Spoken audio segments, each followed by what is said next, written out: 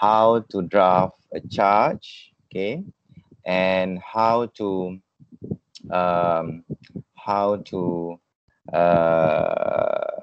submit an appeal pertaining to mitigation and aggravation for sentencing, before sentencing.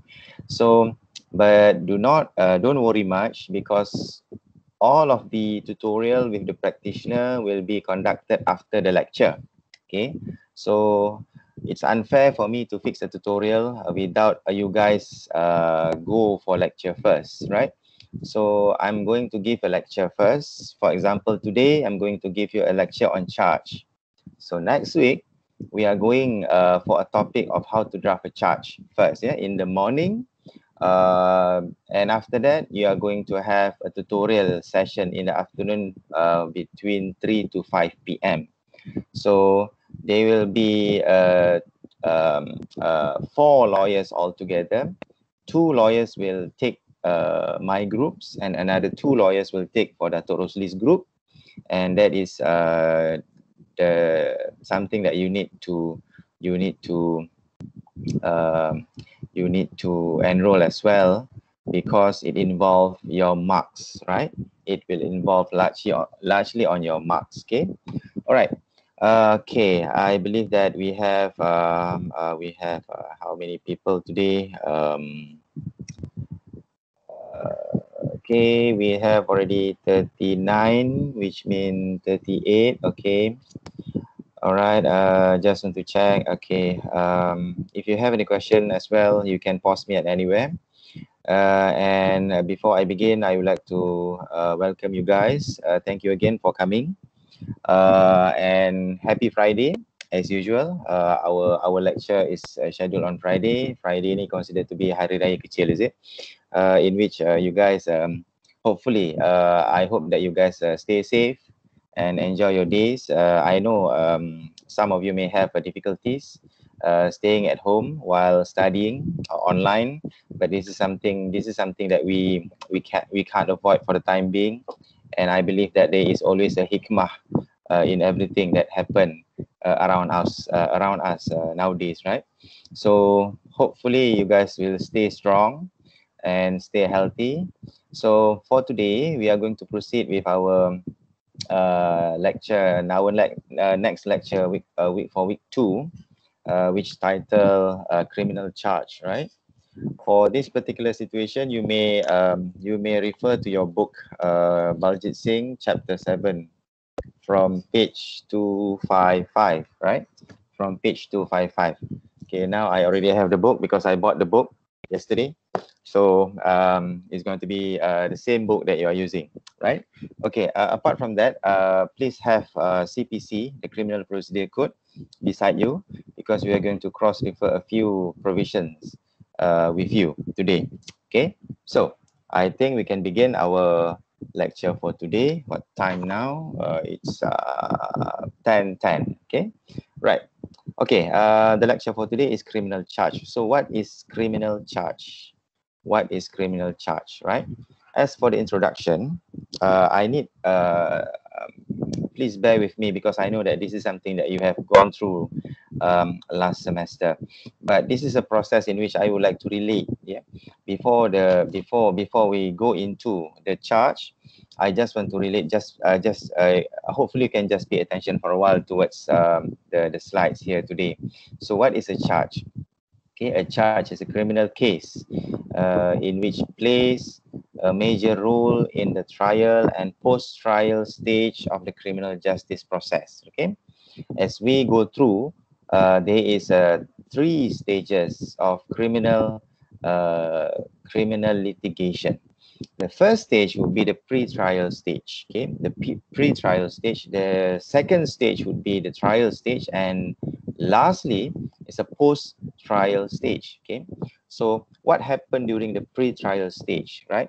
You have learned in the last semester about giving the information via police report, making a police report, and after that the police will start their investigation. And by commencing their investigation, there will be some activities involved. For example, arrests, right? The suspect will be arrested. to a crime by a law enforcement official. And after that, during the arrest, if you remember that the suspect person as well as the witnesses, their statement will be recorded under section 112 and 113. Have you heard about it? Right? If you don't, if you do not have any exposure towards that two section, because that two section is very important, section 112 and section 113, is in the form of a record, right? The statement recorded, right? After that, after an arrest, there will be a search. What is actually a search? By the law enforcement official of the suspect's body or place in order to obtain instrument, fruits. Fruits does not mean fruits that you can eat, right? Fruits means evidence, right? Anything that relating to whatever crime that has been reported. For example, we have now Macau scam, which involving a few artists, right? Which is now still ongoing process. So in terms of fruits, whatever fruits, meaning that a few luxurious luxury cars has been seized by the police, including quite a number of money, okay, involved. So everything has been involved in search and seize, right? And after that, for the purpose of evidence of crime. Then they have a seizure. What is seizure? Okay, seizure by the same official of the instrument, fruits, or other evidence of crime. Okay, then you have learned about detention under section 117. Betul? Betul ke? Is it 117? Guys, is it 117? You learn about remand process last semester. Have you?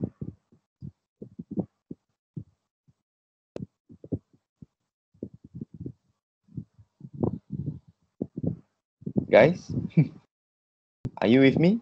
Can you hear me? Yes. All right. Yes, Have you learned? yes.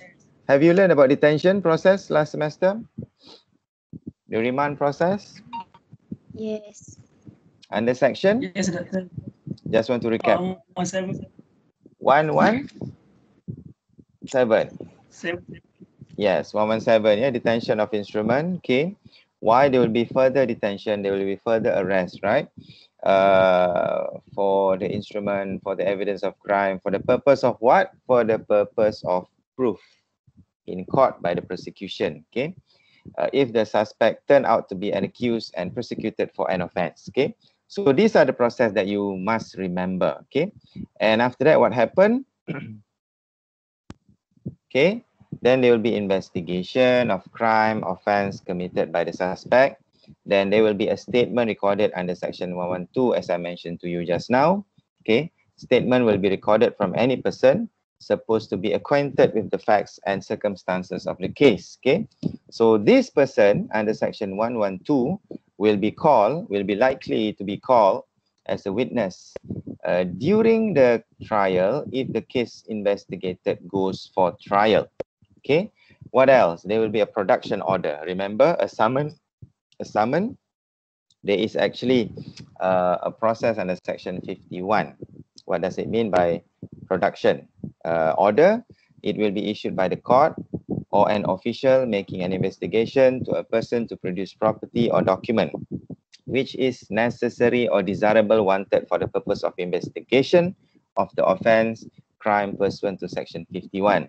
Okay, so have you learned about section 51 before? Okay, most probably section 51. The differences between section 51 and section 51A. Have you learned it before? Guys, have you learned section 51 and section 51A before? Yes. Okay, it is about discovery, right? Okay, or under the respective provision of any other penal law. Okay, penal law means that the criminal law, for example, penal code, okay, under which an investigation takes place. So these are the processes involved in criminal litigation, in criminal process, right? So at the end of the day, what does it mean by criminal justice? Okay, at the end of investigation of a crime, there will be a suspect accused of a crime, okay, of an offense or crime. Together with him, there will be the instrument, fruits, or other evidence of the crime. and the crime is considered solved at the investigation stage, but the case is not closed as yet as the suspect is not prosecuted in an open court for the crime he has committed. Okay, for example, somebody lodge a police report. Okay, investigation has been completed. Okay, as investigation had commenced, and after that, involving arrest, search, and so on and so forth. At the end of the day, the prosecution cannot close the case unless there will be somebody that will be prosecuted open court for the crime. Okay, so this is very important, right? So you have learned last semester about powers of public prosecutor. Okay, what are the powers of public prosecutor? Meaning that who is the public prosecutor? In Malaysia, only one, which is Attorney General under Section 376 of CPC. Okay, who shall be the public prosecutor, who shall have control and direction of all criminal prosecution in the country, and only the public prosecutor or his DPP or authorized official can conduct prosecution of an accused person in court. Okay, so this is very important because in Malaysia, only the public prosecutor or DPP can prosecute an accused person in court, right? And the federal constitution, we have our highest law of the land, which is federal constitution, by way of Article 145, subsection 3, provides that the Attorney General shall have power exercisable at his discretion to institute, conduct, or discontinue any proceeding for an offence. And it is only the office of the public prosecutor which decide on the prosecution of the suspect or offender an offence. So this is very important pertaining to the charge. Who can charge a person? Okay, who can charge a person? Only public prosecutor or deputy public prosecutor. Okay, so if you heard about if you heard about the pollution, the river pollution, okay, the investigation was conducted by the Environment Department, okay, Department of Environmental, okay, Jabatan Alam Sekitar, right? They make an investigation, they send the evidence to the chemist. At the end of the day, they will submit their investigation to the public prosecutor office. They are not going to prosecute the person, right? With the assistance of the police. Okay, so now the person will only be prosecuted by the public prosecutor. You can see under section 376, 377, right? Okay, and authorized in writing. What does it mean by authorized in writing? If you remember that only public prosecutor can authorize in writing for any other enforcement agency in order for them to prosecute any person involved, right? Okay, that is the power of prosecution. So what are the duties of investigation officer? Upon completion of the investigation of the crime, the law enforcement agency will forward their result of their investigation of crime to the public prosecutor's office, right? And the result is usually in the form of investigation paper, or we call it IP. Okay, we call it IP. The duty of PP or the prosecution officer at the respective law enforcement agency is just to peruse carefully the investigation papers forwarded. Okay, who are the investigation officer? They may come from the police department, they may come from SPRM, they may come from Securities Commission, they may come from Bank Negara. Okay, because in Macau scam, for example, in Macau scam, the enforcement agency involved would be PDRM and also the Securities Commission and also Bank Negara. They will going to assist the matter for investigation. Okay, so what has to be perused will be, have you heard about First Information Report, FIR? What is FIR? FIR is what? Police report, okay? Then there will be an arrest report. There are statements taken under section 112 and 113. Remember about investigation diary under section 119. No investigation diary, no remand. Okay, you must remember that. Okay, what is investigation diary? You may look into section 119. Okay, after that, there is a documentary proof gathered. Okay, remember if you do search, if the police doing search and seizure, it must be recorded in a list. So we call it search and seizure list, signed by the person who conduct the search, okay, and it must be signed by the suspect or accused person, and any other information given by the investigation officer of the case. Okay, right? Okay. Any question, guys? Okay, then in order for the person to be charged in court, who will consider the matter? The matter will be considered by public prosecutor. Okay, after perusal of the prosecution, okay, after perusal the investigation report, or okay, then the prosecution will make a decision as to whether the suspect or any other person has committed a crime known in law, okay, and it has to be a crime found in the penal code or in other penal laws. Okay, you have learned about penal code before, kanun kesiksaan. What is there in kanun kesiksaan? And you have learned into a quite number of criminal law. Okay, so this is just, as I mentioned to you, how that you are going to charge. You nak tuduh orang tu di mahkamah macam mana. Okay, and the prosecution must be able, this is very important, in order for prosecution to charge any person, he must be able to find any link of the evidence gathered during investigation by the police with the suspect or any other person. Okay, and this is very important, as the same evidence will be used in court as proof by the prosecution. Thus, the evidence must be able to stand in court. And this is where the prosecution has to be mindful of the provision of the Evidence Act. You've learned about Evidence Act 1950, and the Evidence Act provided that, for example, you have learned about primary evidence, secondary evidence, whatever it is, when you go to the court to prove somebody, it must be based on the primary evidence, okay? It cannot be based on the secondary evidence, okay? Right. Okay, and the prosecution may or may not make a decision to prosecute. Okay, that's why sometimes, let's take for example, one of the minister has not complied with the stay-home order or with the quarantine order. Okay, it's not being prosecuted in court.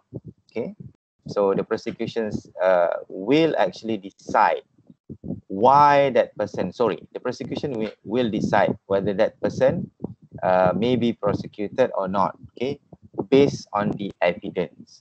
If the prosecution feel that there is no strong evidence against that person, so it is not worth for him, okay, to prosecute the person. Okay, right? Is there a question? Ada soalan? Okay, if the prosecution decide to prosecute, he will be taken to court and he will then be the accused person in court and he will face a charge in court. Okay. Ya, Hadri, ada soalan ke? Oh, Hadri tengah test dia punya mic ke? Right? So, in the case of one of the minister, which is Minister Dr. Khairuddin, okay, he was not being charged by prosecution on the reason being that if let's say that you, in order for you to breach to say that you have breached the quarantine order, you must be informed of the process of you, meaning that you mestilah dimaklumkan berkaitan dengan if kalau misal kata you melakukan sesuatu, maka you akan dikenakan tindakan. Okay, dalam kes tersebut, the problem or the issue would be because he went abroad due to an official duty. Okay, so under that capacity of official duty as a minister, there are other standard operating procedure that need to be complied with. Okay, and that procedure has not been informed to him, so it seems that's to be unfair for him to be charged. So that is the reason forwarded by the attorney by the public prosecutor, right? So the decision to prosecute and the following act of a charge against a person in court is said to be institution of prosecution. You remember under Article 1453, the public prosecutor can either continue or to institute the proceeding, to continue or to discontinue any institution of crime or charge in accordance to Article 1453 of the Federal Constitution. Okay, so this is very important as to the conduct of prosecution that you have learned in the past semester, right? It is an act of prosecuting by the PP. The process will be prosecutorial discretion. This is very important. Budi bicara. Okay, and in some in quite a number of cases, for example, Long bin Samad, Johnson, Tan Han Seng, it is very important that the court say that the prosecution has a very wide discretionary power. Kuasa budi bicara yang sangat luas diberikan kepada pendakwa raya, okay, in order for him or her to prosecute or not, right? So if an accused is to be prosecuted for an offense, he has to be first charged in court of competent jurisdiction. You have learned about jurisdiction of the court, criminal court. The court of competent jurisdiction must be able, okay, to entertain, okay, must have the jurisdiction to try the offense, as well as jurisdiction to sentence the accused person by calling witnesses, by tendering evidence in the court, and etc. Okay, so in this particular case, some cases that you have learned in last semester are relevant. Okay, so what are the criminal charge? What is it criminal charge? Okay, what is criminal charge in nature? Okay, if you look into your book under section, under page 255, okay, 7.001, when an accused appears or is brought before a magistrate, the charge containing the particulars of the offense is read and explained to him, and he shall be asked whether he is guilty of the offense charged or claimed to be tried as required under section 173A for subordinate court and section 178 for high court, of under the criminal procedure court. So what does it mean? It means the charge in court means the accused person is brought to court by the prosecutor to prosecute. Okay, it is an alleged offense as the accused person is presumed innocent until proven guilty, and he is entitled to defend himself with the assistance of a willing and able counsel. Okay, 7.002. Okay, a charge may be said to be the first step in the prosecution process of the accused, and it is an allegation. You must remember, charge is what? It is an allegation that the accused has committed an offense under a certain law. However, you must remember that this is just an allegation. It is just a dakwaan. Okay, it is just a dakwaan. Because why? The accused person is presumed innocent until proven guilty. Okay, in 7.003, in one of the case, R versus Muhammad Humayun Shah, Jackson J. Judge says that a charge is a notice. Okay, a charge is a notice to the accused which must be conveyed with sufficient clearness and certainty, and which the prosecution intends to prove against him, and of which he will have to clear himself. Okay, you must remember, one charge is what? Allegation. Second, you can say charge is what? Notice. Yes, notice. Oh, terror lah. Okay, very good, very good. Okay, notice. Okay, so it is a notice, it is an allegation, it is a means for accused person to be brought to court. Okay, so charge, what it is all about. Okay, based on my slide, okay, what is charge? First, it has to be preferred against an accused person. Okay, they must be an accused person. It has to be preferred against an accused person. Number two, it has to be preferred in the right court. This is very important. Say going to another court or wrong court which is have no jurisdiction, then the charge cannot be proceeded because the judge has no jurisdiction to entertain the matter. It has to be made according to any penal law. Okay, it has to be made according to any penal law. If the person is being alleged of theft under section 379, it must be stated clearly that that particular person is being charged under section 379 of a penal code for mencuri, for example.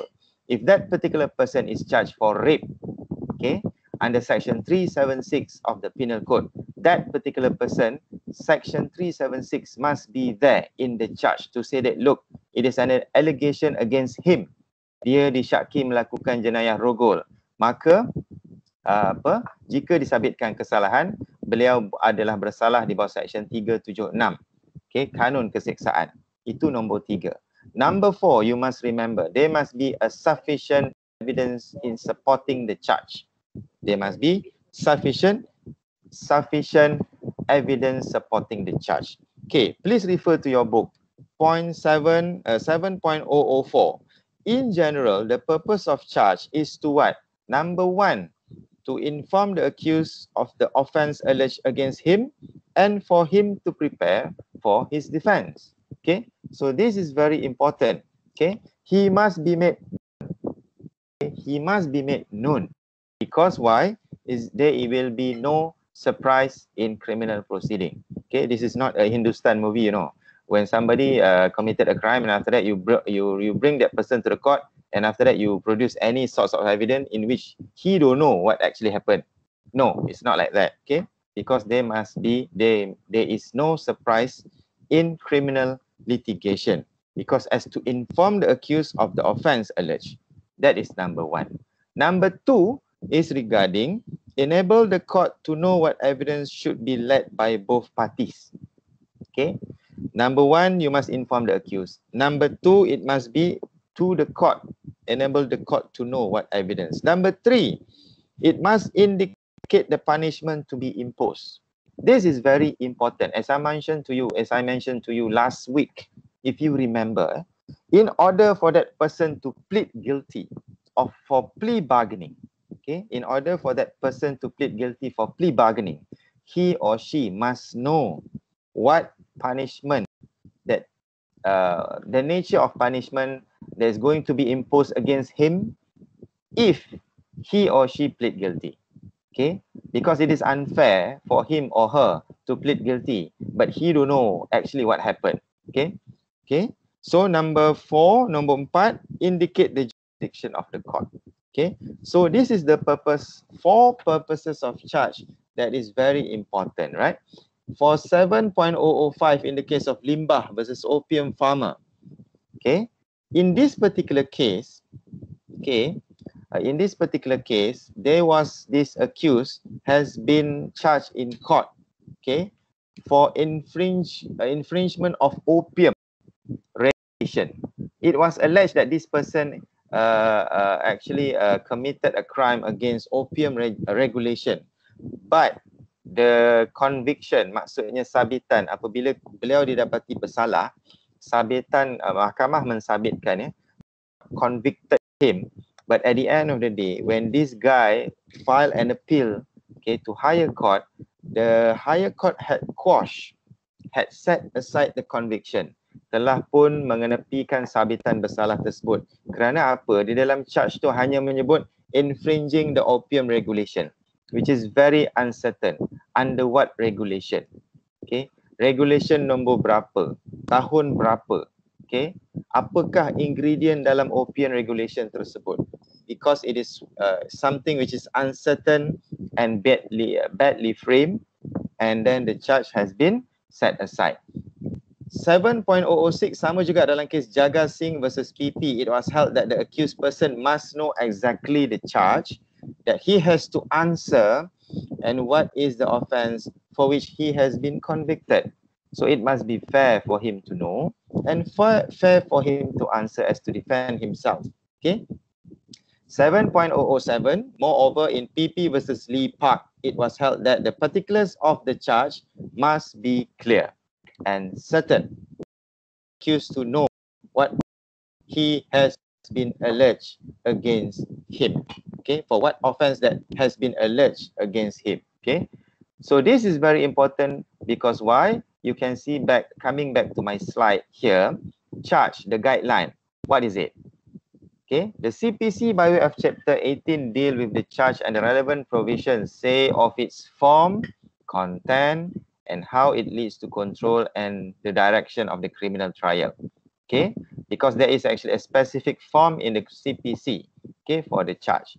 The charge in a criminal case or proceeding must state the legal ingredient. Okay, this is very important.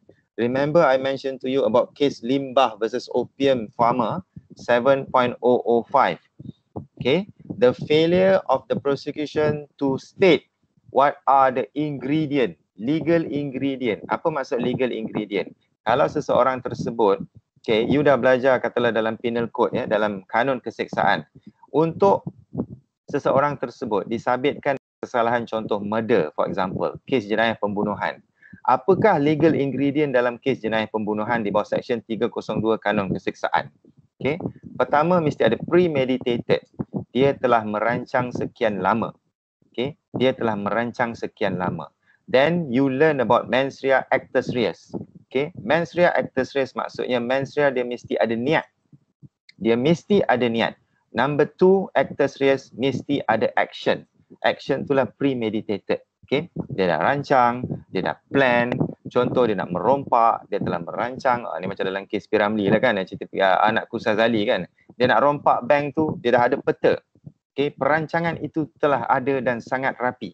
Okay, maksudnya kat sini apa? This particular legal ingredient, contohnya dia telah menyebabkan kematian dan kematian tersebut adalah dirancang.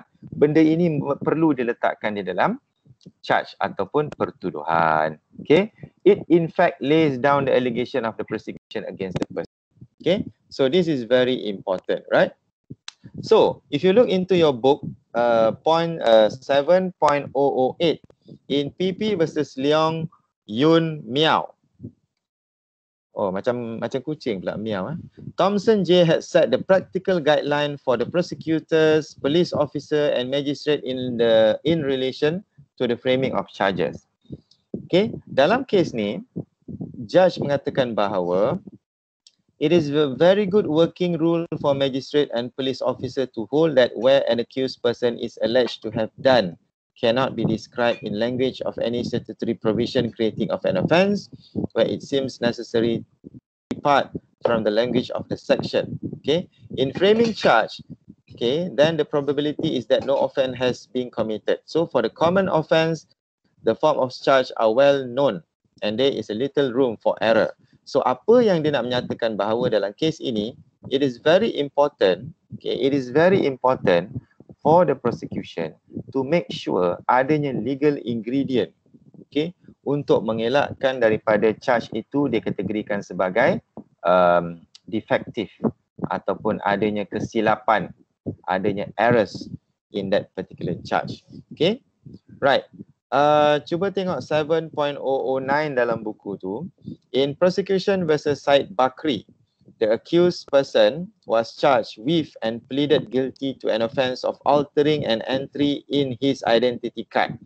Okay, you tidak boleh alter, you tak boleh ubah you punya IC Tapi IC ni adalah zaman IC pada masa tahun tersebut, tahun bila ni tahun 50-an. Okay, tapi dia ubah So, this is something which is something against regulation 18.2 of emergency registration areas regulation. Okay, pointed out. So the judge here mengatakan bahawa there was actually a flaws in the charge which omitted two essential ingredients that constitute the offence charge. What are the ingredient? Okay, ingredient of the charge adalah knowingly being in possession of the identity card and the alternative was and the alteration was unauthorized. Okay, thus the accused was convicted of an offence which is unknown to the law. Okay, so hakim mengatakan bahawa kalau seseorang itu melakukan kesalahan tu di bawah apa? Kalau dalam kes ni, you kata apa? Oh, dia telah mengubah maklumat dalam IC dia. Okay? Dia telah mengubah maklumat dalam IC dia. Itu adalah sesuatu yang you katakan. Tetapi dalam in law, in the penal law, there must be some ingredient that need to be fulfilled. In order for you to say bahawa dia telah mengubah, you tak letak kat situ bahawa dia tahu bahawa kad itu dia bawa. Dan yang kedua adalah dia tahu bahawa dia ada niat mengubah. So dua perkara ini, okay, knowingly being in possession of the identity card and the alteration was unauthorized, tidak ada di dalam pertuduhan dia. So bila tidak ada, maka hakim kata it was unfair because OKT adalah disabitkan ke atas kesalahan yang tidak diketahui oleh undang-undang.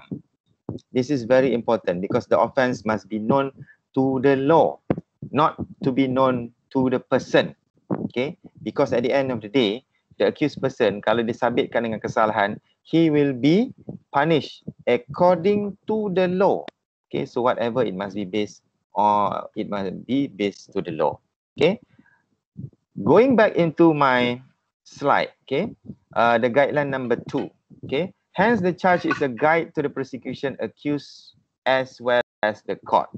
From the case here, it is very important as the charge ni adalah merupakan garis panduan. Garis panduan kepada pendakwaan, kepada orang yang kena tuduh dan juga kepada mahkamah, right? And it is a document of an important instrument which cannot be missed at any point of time, and the instrument for accused person to prepare for his defense through his counsel. You have learned under section 50 and section 51A. If you're referring into section 51A, if you're referring to section 51A, the most important part, okay, the most important part in which the prosecution need to give, okay, need to give a copy of a charge to the accused person in order for the accused person to prepare for his defense. So, it is a guide and the most important instrument. Sebab bila dia nak buat dia punya defense, dia kena lihat what are the ingredient of the offence alleged against him according to the law. Okay, according to the law. Okay, boleh? Boleh ke semua? Okay, cuba tengok 7.011 dalam buku itu, in prosecution versus Margarita B. Cruz. The accused person was charged with an offence of being a possession of passports unlawfully. Okay, saya nak beritahu kepada you all, memiliki IC dan pasport yang bukan di atas nama you dan you simpan, you bawa ke mana-mana adalah salah. Salah di sisi undang-undang.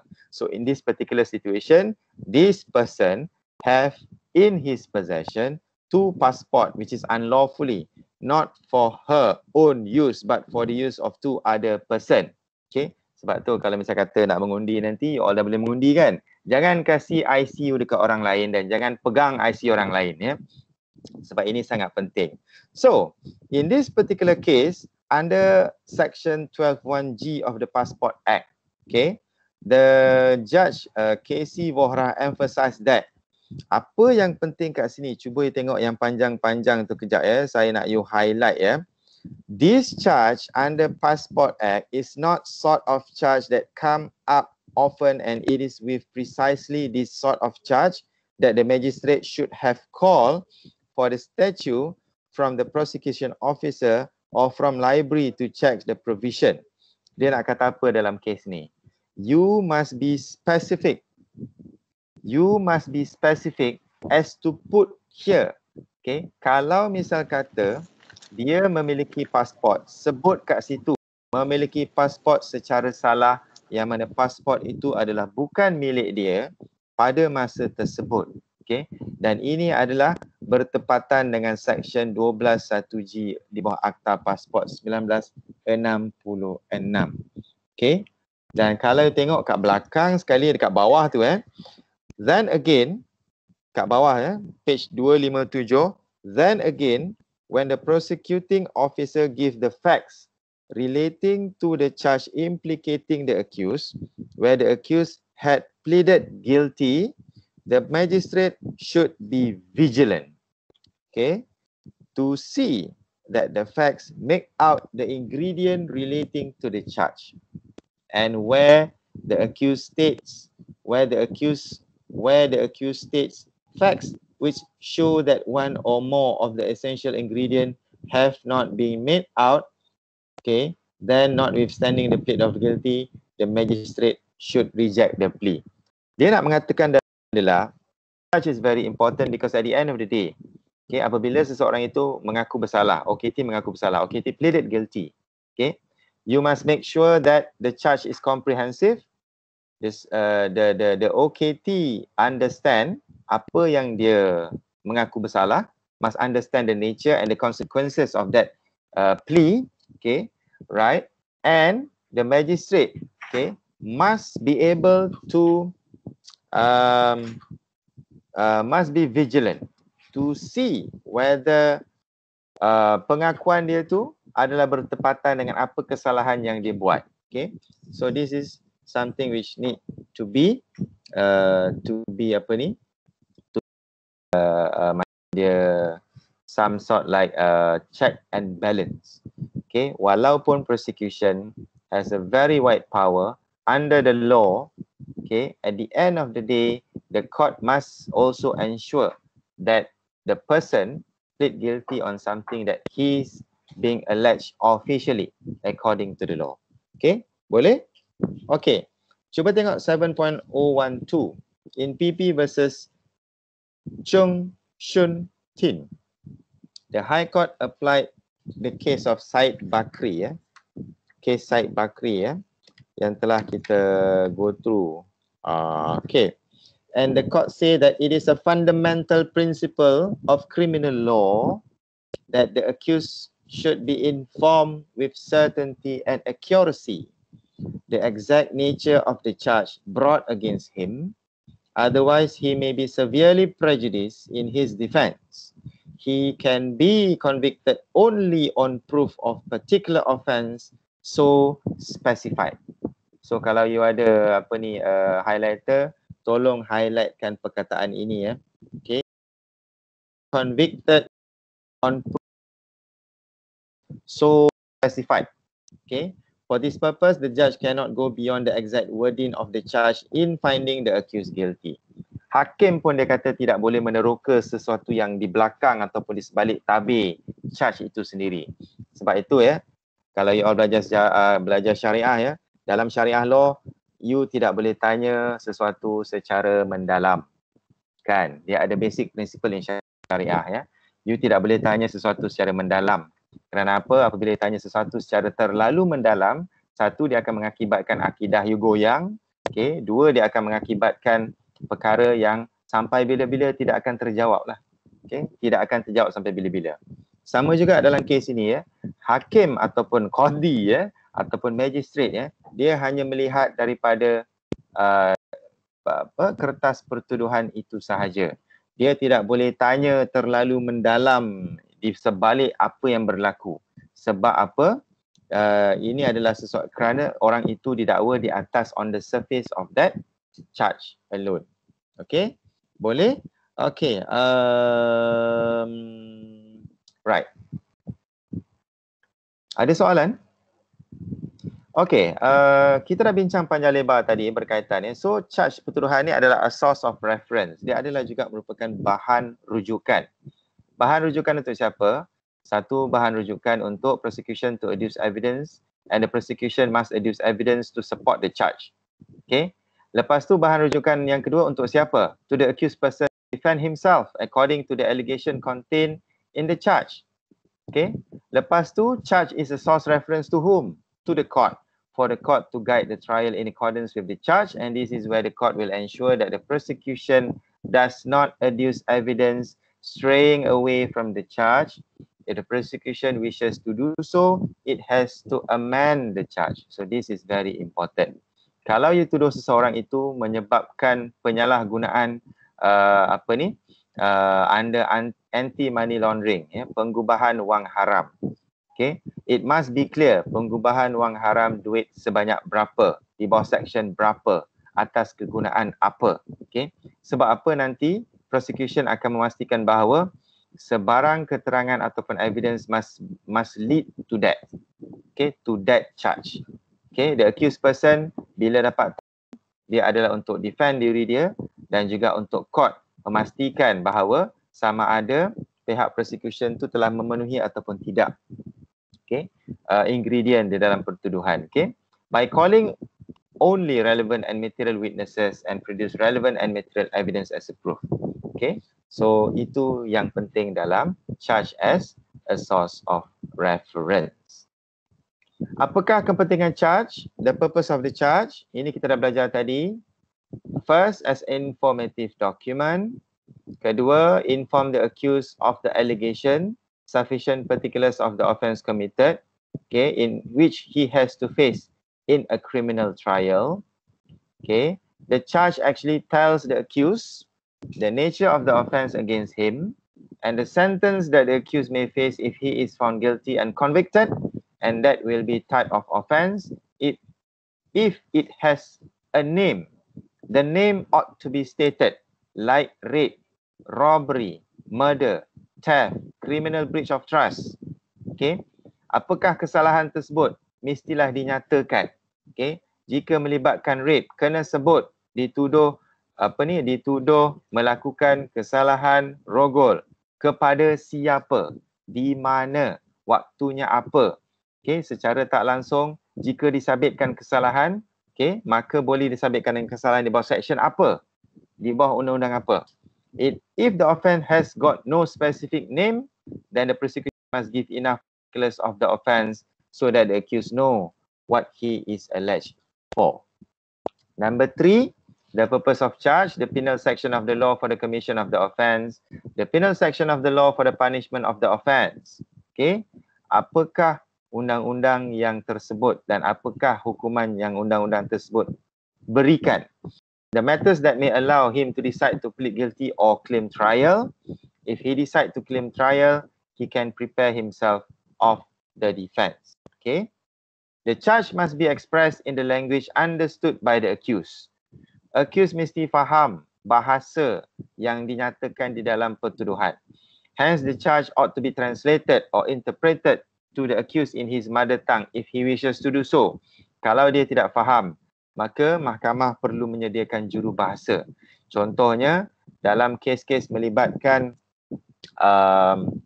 kalau di mahkamah secara praktikal, kalau kes-kes melibatkan kes judi, gambling ataupun game, gaming, dipanggil gaming, dia bukan gaming yang PSP, PS4 tu tau. Gaming ni adalah gambling, dipanggil sebagai gaming. Kebanyakan kes di mahkamah, jika seseorang tu dituduh, selalunya orang itu adalah bukan orang Melayu. Jadi apabila dia bukan orang Melayu, dia tidak faham berkaitan apa yang dipertuduhkan.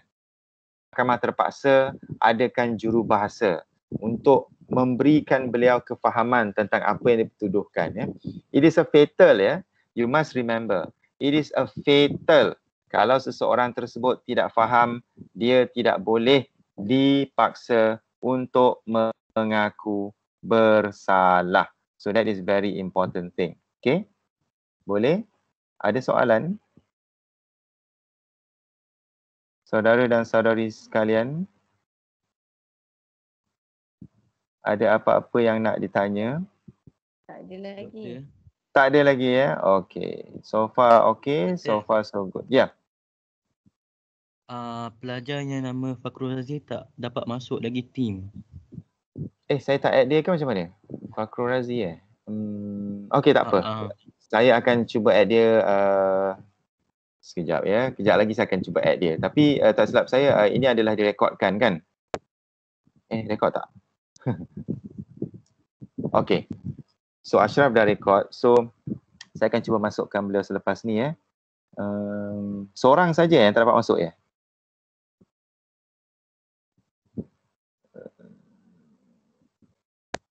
Is it only one person yang tak dapat masuk? Ya, Doktor. Alright, okay. Nanti saya akan masukkan dia. Okay? Alright. Seterusnya kita tengok purpose purpose. This is very important because in the case of Rus Nizam bin Muharram, 2003, 5 MLJ, the court decide that as far as the charge is concerned for the prosecution, why charge is important? Because isolate Okay, it will isolate the ingredient to prove and determine whether sufficient evidence has been adduced to establish a prima facie. Okay, to establish a prima facie. So this is very important, ya. Tuh, kenapa pula dia lari? Okay.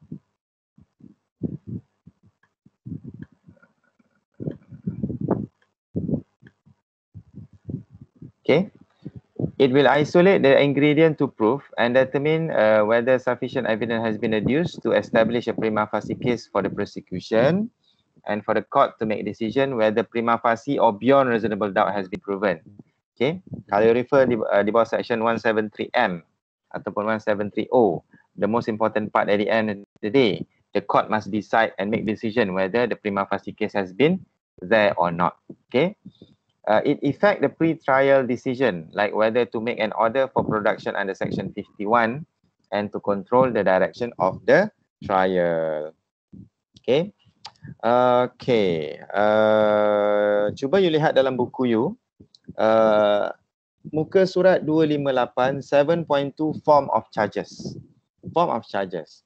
The form of charges must fulfill the purpose of charges. While section 152 to 154 CPC provide for the principle on the framing of charges which state that the charge must be positively and precisely state the offence, the law and the punishable section of the law, the time and the date of the offence, take place and the particulars of the thing. Okay. So 7.15, with regard to the above, the charge shall state the offence with which the accused is charged. If the offence created by law is given any specific name, the offence may be described in the charge by that name only. If there is no specific name, then so much of the definition of the offence must be stated as to give the accused sufficient notice of the matter with which he is charged. Okay. 7.016, then the law and section of the law must be mentioned. Okay, the law and the section of the law must be mentioned in the charge. The punishable section of the law must also be stated. Contoh, kalau seseorang tersebut dipati bersalah kerana membunuh, ya, di bawah section 300, kita kena sebut juga, dan jika disabitkan yang kesalahan, maka dia boleh dikenakan hukuman di bawah section 302. Sebab sometimes the law provide for different section, for punishment and for the conviction. Okay. Moreover, the particulars of the thing must be stated. For instance, to make caliber and serial number of the pistol, for example, or to make color and registration number of the vehicle. Dinyatakan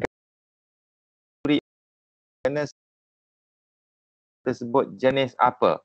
Okay, tak boleh sebut Honda Y-Suku, itu kita sebut, okay, Honda Y-Suku. Kena sebut apa serial number, nombor chassis motosikal tersebut, warna apa, plate number didaftarkan di bawah nama siapa dan nombor plate kenderaan tersebut kena dinyatakan.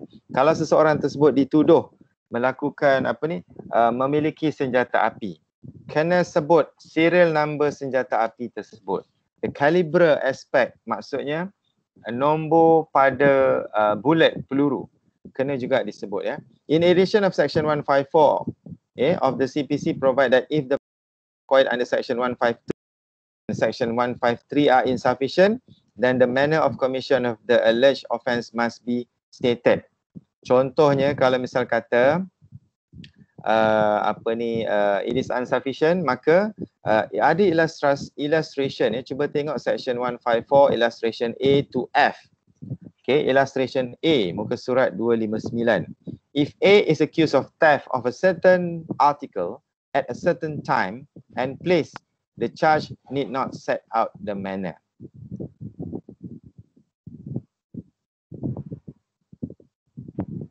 Illustration B, if A is accused of cheating B at a given time and place, the manner of which A cheated B must be stated. Kena nyatakan dalam kes B jika melibatkan penipuan, di mana dan tarikh. Okay, ini banyak dalam kes-kes melibatkan Macau scam kemarin ataupun kes melibatkan pelaburan, ya. Kalau you baca dalam TV, you baca dalam surat khabar dan juga nampak dalam TV, penipuan berkaitan dengan pelaburan, skim cepat kaya contoh. Okay, so kalau if A is accused of cheating B, kena bagi tahu you must state in the charge sheet bila, tarikh dan tempat.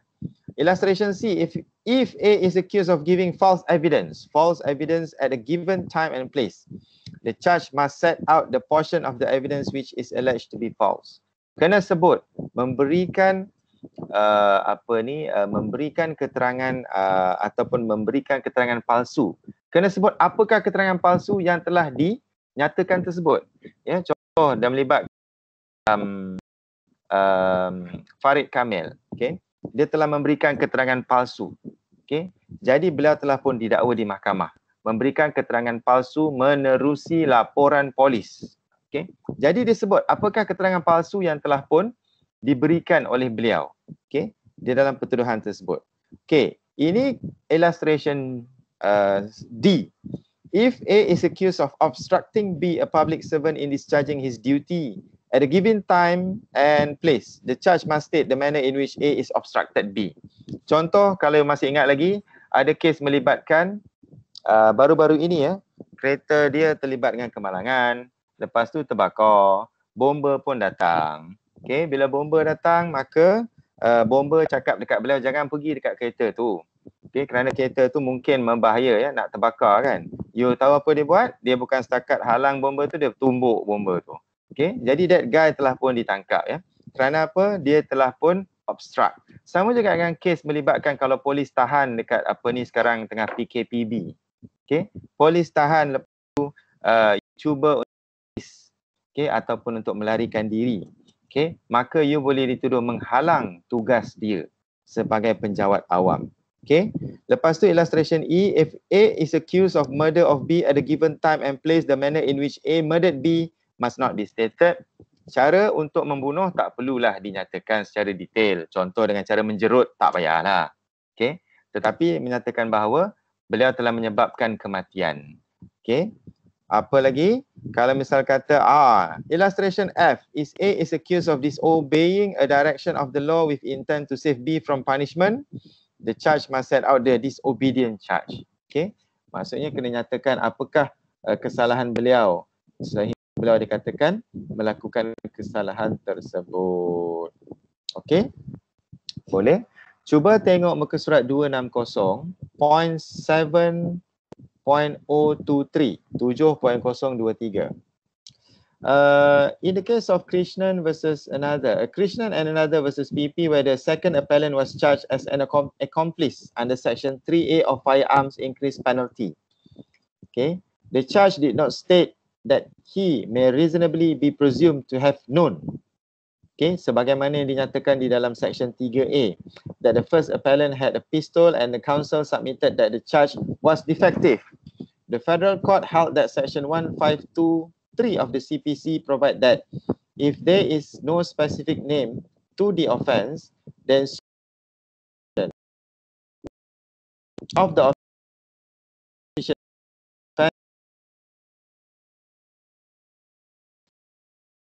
offence to be given in all cases, and in this case the omission did not make the charge defective.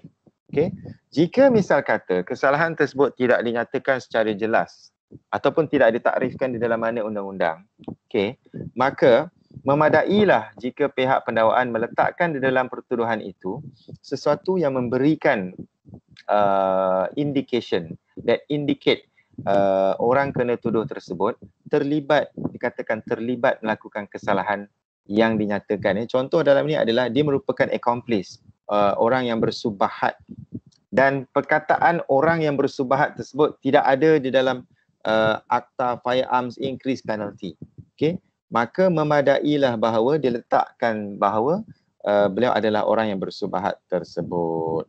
Okay, boleh? Ada soalan? Ada soalan? Tak ada soalan? Power to charge, ini you dah belajar ya. Prefer a charge lies with public prosecutor. This power is then delegated to DPP. The power is also delegated to other law enforcement agency but controlled through various instruments of authority to prosecute, like sanction in writing and consent to prosecute. Okay. Dia ada perbezaan di antara kesalahan jenayah syariah dengan kesalahan jenayah sivil. Kalau kesalahan jenayah syariah, orang itu akan didakwa di bawah Akta Kesalahan Jenayah Syariah. Contoh bersekedudukan. Beliau boleh didakwa dan pendakwaan selalu dibuat oleh pihak pendakwaan dengan arahan daripada Ketua Pendakwa Raya Syari'i. Okay? Dia tak perlu rujuk kepada pihak pendakwa raya. Okay? Tetapi dalam kes-kes melibatkan mahkamah sivil, contoh melibatkan kes-kes tidak memaparkan harga. Salah tau sebenarnya. You pergi kedai, you tengok kedai tu tidak memaparkan tanda harga. It was actually against the law. Okay, kita ada Price Control Act. Dekat Price Control Act tu mengatakan bahawa you kena letak harga. Kalau salah letak harga, you boleh didakwa. Okay, pendakwaan tersebut selalu dibuat oleh siapa? You pernah dengar KPDN HEP yang jaga bahagian tanda harga ni, polis tak jaga semua. Kalau tak, susah lah polis kan. Yang akan mengambil tindakan adalah KPDN HEP. KPDN HEP terpaksa minta consent ataupun sanction daripada pihak pendakwa raya untuk mendakwa. Dia tak boleh tiba-tiba dakwa. Oh, ni salah ni. Kita buat siasatan, kita buatlah kertas pertuduhan kita sendiri, kita dakwa. Okay, it is kena minta consent. So ini juga dinyatakan di bawah Section 376. Sama juga dengan kesalahan-kesalahan lain. JPJ pun tidak boleh mendakwa sendiri. Okay, pendakwaan hanya boleh dibawa oleh pihak PP. Polis pun tak boleh mendakwa sendiri. Sebab itulah pendakwaan hanya boleh dibawa oleh pihak pendakwa raya. Okay. The power to charge by court. Adakah mahkamah boleh mengeluarkan pertuduhan? Jawapannya ada di dalam Section 158. Cuba tengok Section 158.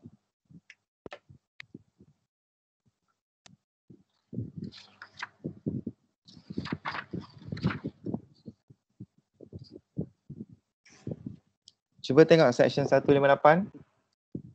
Ini jangan confuse ya. Tadi Dr. Fajri ni cakap pendakwaan sahaja yang boleh. Tiba-tiba court pun boleh juga rupanya. Boleh tak boleh? Jawapannya boleh. Namun it is very limited circumstances. Cuba tengok di dalam bawah Section 158. Kalau lah misal kata ada orang tanya, boleh tak mahkamah sivil mendakwa seseorang? Jawapannya boleh. Tetapi kena pastikan bahawa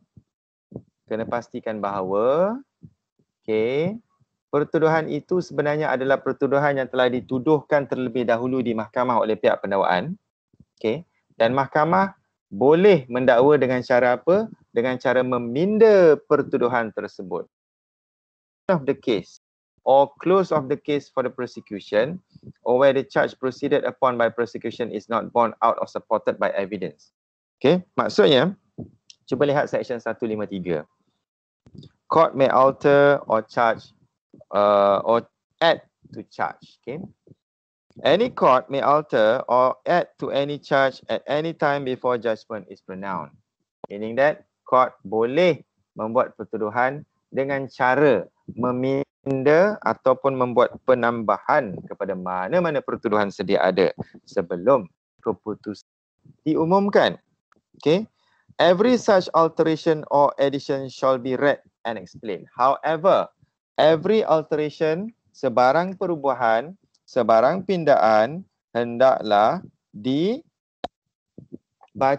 semula kepada tertuduh. Perlu dibacakan semula kepada tertuduh untuk memastikan tertuduh tersebut faham bahawa terdapat perubahan pada pertuduhan. Ini berlaku contoh kalau pengalaman peribadi saya masa kat mahkamah dahulu. Beliau telah didakwa melakukan kesalahan mencuri.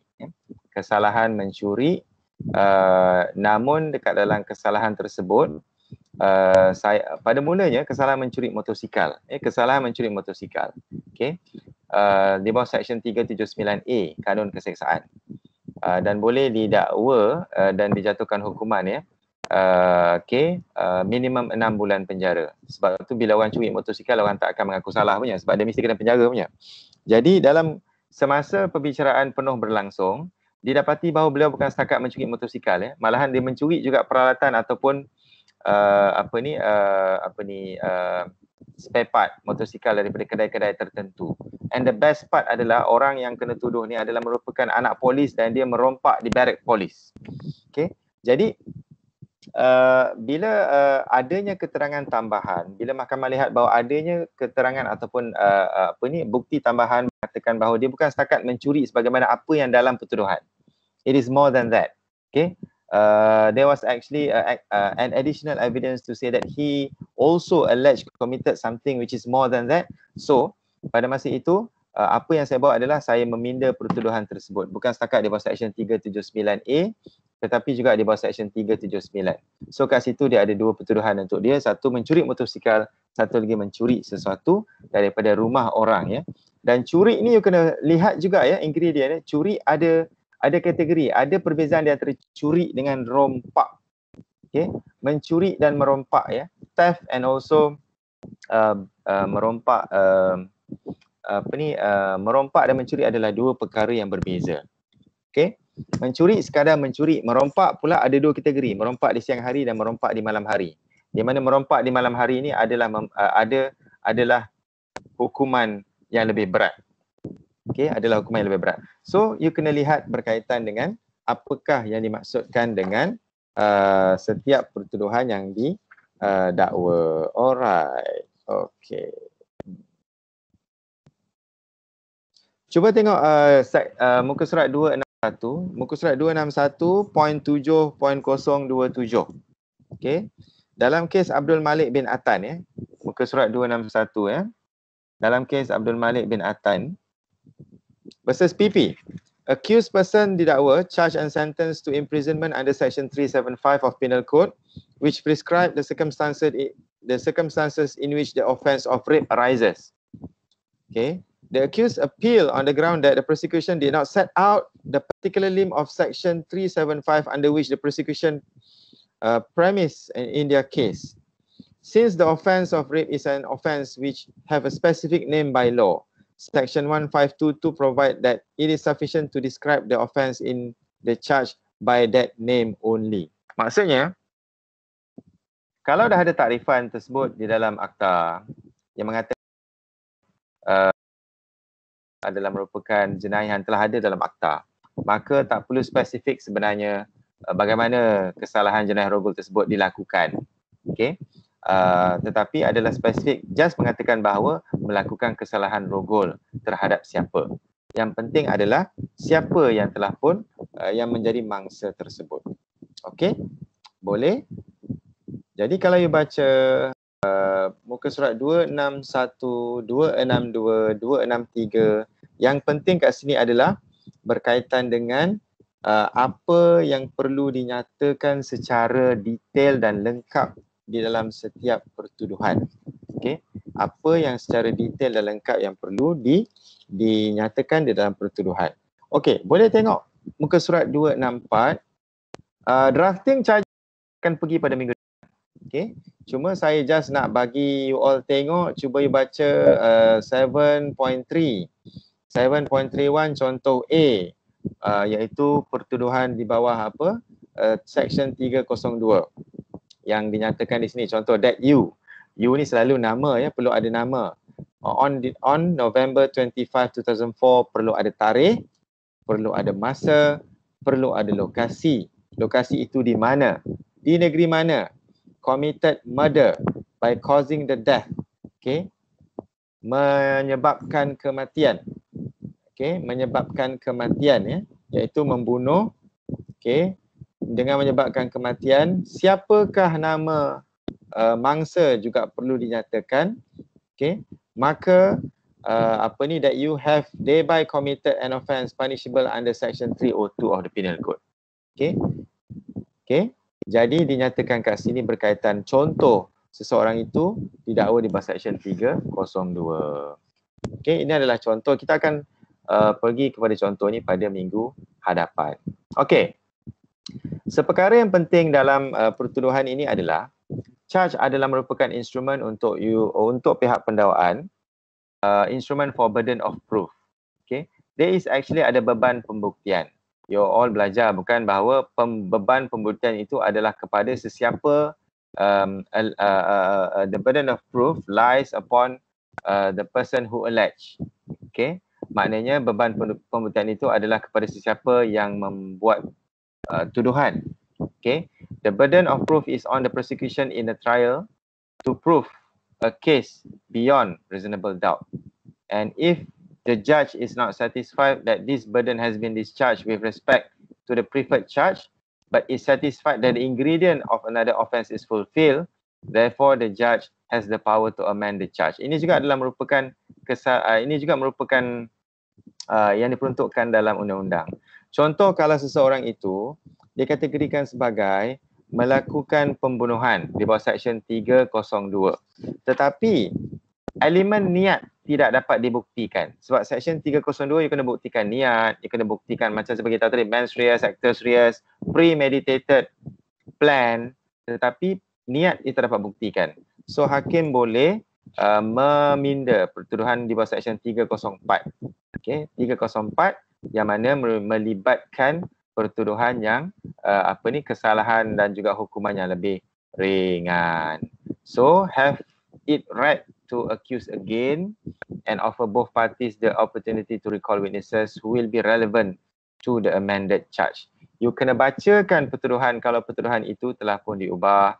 Kena panggil semula saksi jika relevan, okay, berdasarkan kepada charge yang telah pun dipinda. Okey, cuba tengok Seksyen 1582 ya berkaitan isu ini ya. Kita dah go through Seksyen 582. Seksyen 159 berkaitan apa?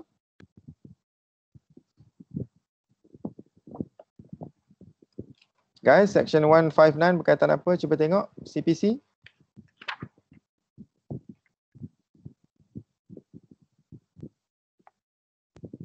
Ini adalah salah satu proses jika berlakunya pindaan pada pertuduhan kena dibacakan semula kepada orang kena tuduh dan di bawah Seksyen 159 ya.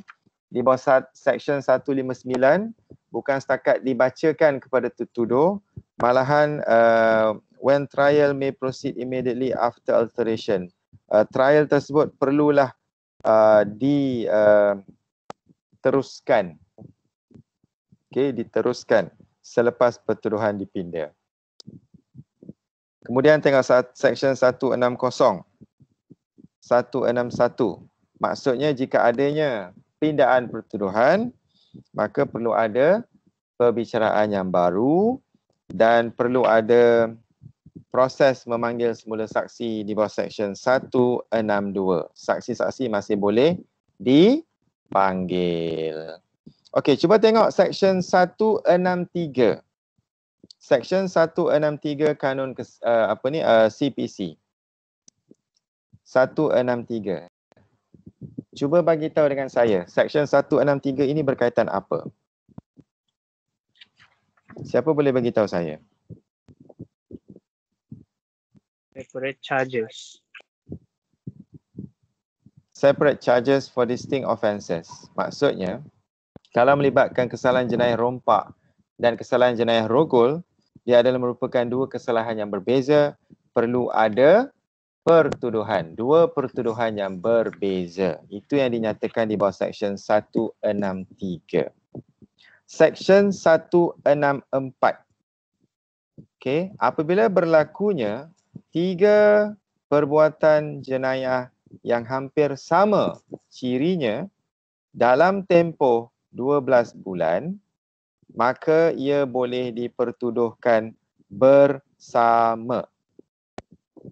Ia boleh dipertuduhkan secara bersama. Okey. Itu adalah di bawah Seksyen 164. Seksyen 165.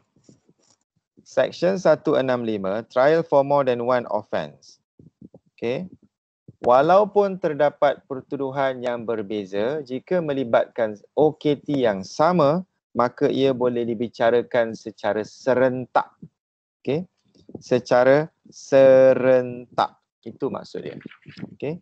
Itu adalah di bawah Seksyen 165. Okay.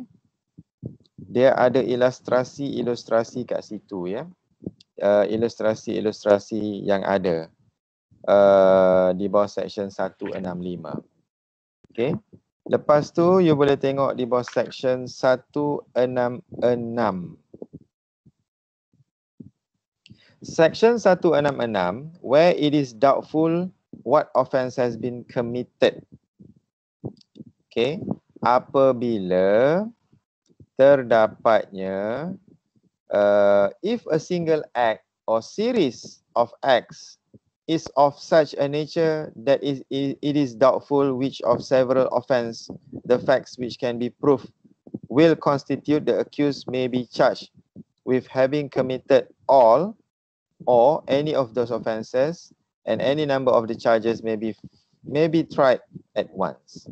Contoh ya, illustration, A is accused of an act which may amount to theft or receiving stolen property or criminal breach of trust or cheating. He may be charged with theft, receiving stolen property, criminal breach of trust and cheating, or he may be charged with having committed theft or receiving stolen property or criminal breach of trust. Maksudnya, kalau misal kata sesuatu tersebut macam tidak jelas, adakah dia melakukan pecah amanah, adakah dia melakukan curi, adakah dia mencuri harta orang ataupun melakukan pecah amanah, maka dia boleh didakwa secara bersama dalam kategori tersebut. Okay.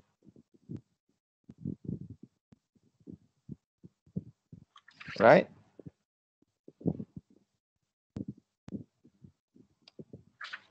Okay, ada soalan? Forms of charge, the requirement of charge are set out in the CPC. Boleh tak patah balik kepada section 152? Kita tengok section 152. Section 152 CPC ya. Section 152 ni dia secara komprehensifnya menyatakan berkaitan apakah yang perlu ada pada charge. Okay. Satu, ia hendaklah menyatakan apakah state the offence with which the accused is charged. Kedua, the law that creates the offence. Ketiga, the offence kalau misal kata tidak jelas, maka kita dah bincang tadi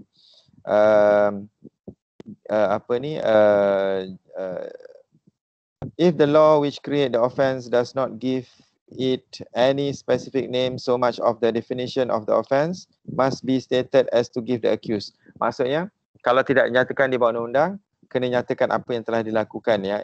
Maksudnya, apakah kesalahan yang telah dilakukan oleh pihak accused. Keempat, must state the law and section of the law.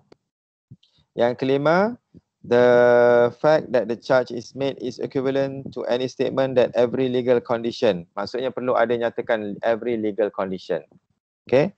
Dan yang terakhir, if the accused has been previously convicted, okay, then if it is intended, maka perlu nyatakan apakah kesalahan lain yang pernah dilakukan oleh pihak tertuduh sebelum ini. Okay, so itu adalah the form and substance of the charge.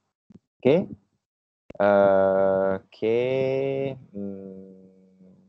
sila juga lihat bahawa pertuduhan ini hendaklah dibuat di bawah ataupun di dalam borang ya. You can see form 27 of second schedule of CPC, in which if you want to charge you want to frame the charge, the template of that charge, the charges preferred ada di dalam borang 27 bagi mahkamah rendah dan borang 28 bagi mahkamah tinggi. Kena ikut borang tersebut. Okay, you kena ikut borang tersebut bagi pertuduhan bagi tujuan menyediakan pertuduhan. Okay. Ini kita dah pergi tadi, where there is no specific name of the offence, definition, the section describing the offence under the respective penal law can be used. Where an enhanced punishment is prescribed for a subsequent offence, it is important to state the facts of the previous conviction. Jika seseorang yang dituduh itu ada kesalahan jenayah lampau maka perlu dinyatakan bagi tujuan untuk menambah hukuman yang lebih berat. The failure to state the previous conviction is not fatal. Walaupun bagaimanapun it is not fatal kalau tak letakkan sejarah bahawa dia pernah dituduh ataupun dia pernah didapati bersalah sebelum ini. Okay, alright. Contoh ini whoever commit lurking, house trespass or house breaking shall be punished with imprisonment for a term which may extend to 3 years and shall also be liable to fine. Okay, and for every second or subsequent offence shall be punished with imprisonment and shall be liable for fine or to whipping. Okay, so ini adalah kalau misal kata melibatkan pecah masuk rumah orang. Okay, jika pernah disabitkan sebelum ini, maka kita perlu nyatakan bahawa shall be liable to imprisonment and shall be liable to fine or to whipping. Okay, orang yang paling takut adalah inilah kalau misal kata disebat. Okay, the form and substance of charge. Ini kita dah nyatakan tadi, perlu menyatakan legal condition. Kalau misal kata another example can be when a charge of CBT is preferred against the accused, it simply means that when he committed the offence, he was entrusted with the property which is the subject matter of the offence. Perlu nyatakan. Kalau CBT itu maksudnya dia melakukan pecah amanah. You kena menyatakan bahawa dia telah diamanahkan. Dia telah diamanahkan, entrusted untuk memegang harta tersebut, tetapi telah memungkiri kepercayaan tersebut. Alright, what happen kalau misal kata berlakunya errors in charges? Okay, you boleh tengok di sini di bawah muka surat 270. Okay, iaitu bertepatan dengan you kena refer section 156. Okay, if there is an error to the charge preferred against an accused person, it does not matter if the charge still gives sufficient and certain notice to the accused, he is able to prepare a response or defense to a charge. This could only mean that he is not misled by error made in the charge. You must remember that under section 156, it is provided bahawa tidak boleh ada kesilapan dalam pertuduhan tersebut. Okay, cuba tengok di bawah section 156 ya. Okay, iaitu dalam buku you muka surat 270. 7.4. 7.4 ke 7.6 ni?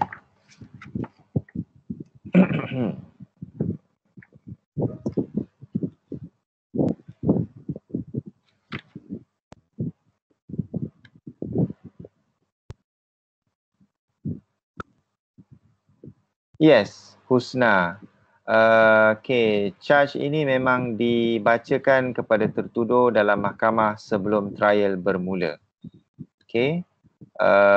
Jadi apakah kertas pertuduhan telah diberikan terlebih dahulu kepada OKT ketika dalam tahanan? Oh, dia begini.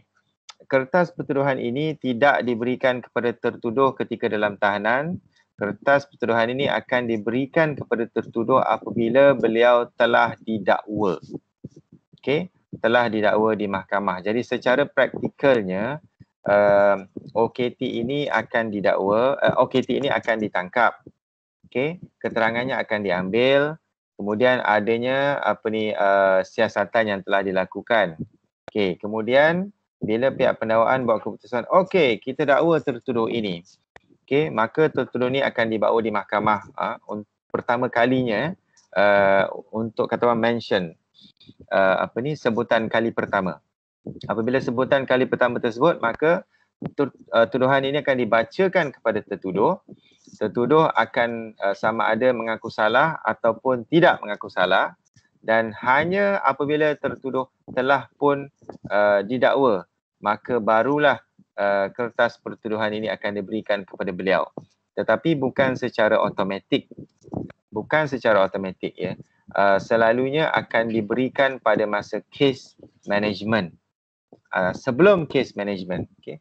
Sebelum case management. Okey, boleh Dr. terangkan tentang dari sudut praktikal tentang sequence dari OKT. Okey, ini saya dah nyatakan tadi. Okay, alright, okay. Jadi harap-harap, okay ke Husna? Jawapan saya tadi, dia akan diberikan apabila tertuduh ini telah didakwa di mahkamah. Okay.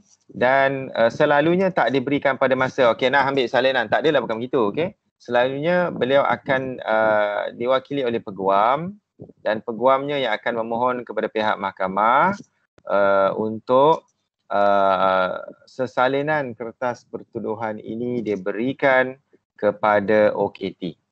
Okay. Boleh Husna?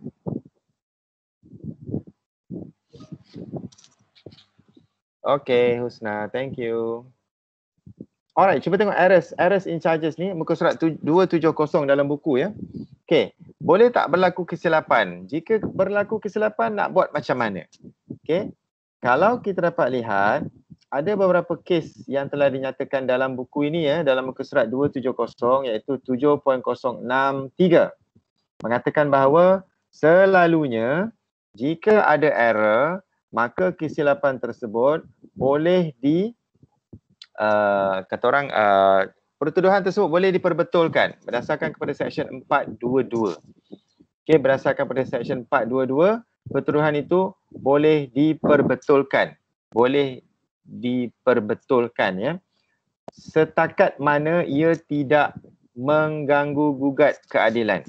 Okey, setakat mana ia tidak mengganggu gugat keadilan. Okey. Contoh ya, kalau misal kata dalam kes